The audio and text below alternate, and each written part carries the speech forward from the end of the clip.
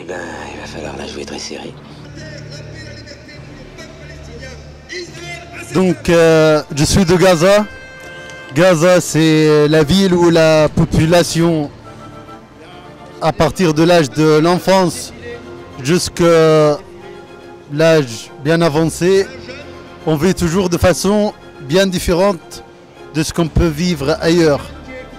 À Gaza, l'enfant, il doit être habitué à entendre le bruit de bombes et il peut connaître les multiples sortes d'armes et de bombes et parfois il est capable de distinguer les bombes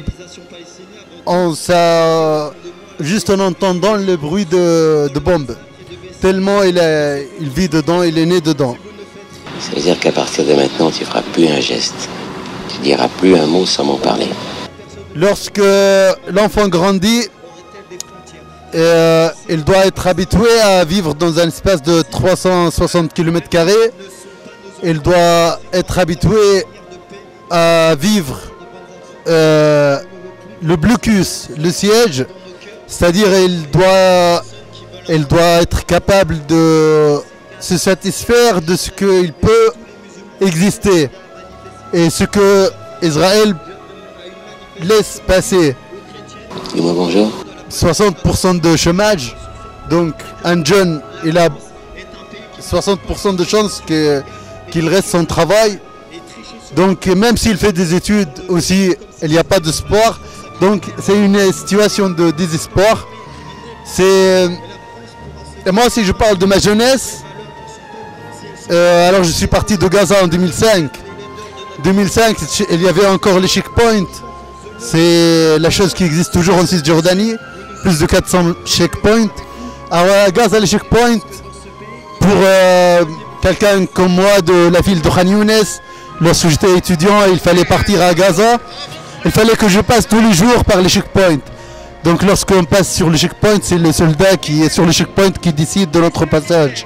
Alors il peut décider qu'on peut passer au bout de 5 minutes, comme il peut décider on peut passer au bout de 2 heures, ou ne pas du tout passer et faire marche arrière.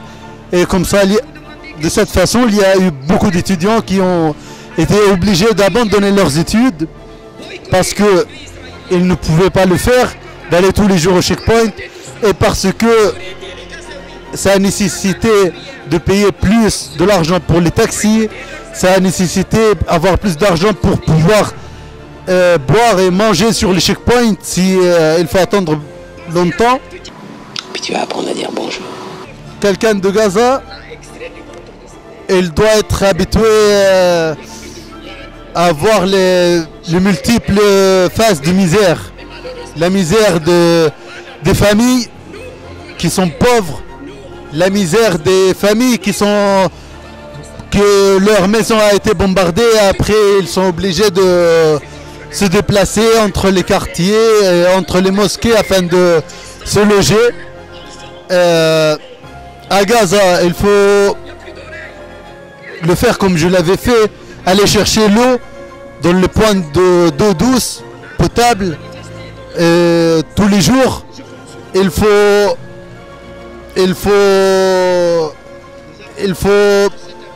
comme avant 2005, c'est-à-dire j'habitais à 2 km de la mer, et pendant plus de 3 ans, je n'ai pas pu y aller, tout simplement parce que les colonies empêchaient mon passage vers la mer.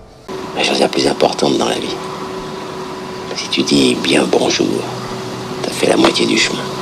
À Gaza aussi, il faut le dire que il faut s'attendre toujours qu'on peut mourir à n'importe quel moment.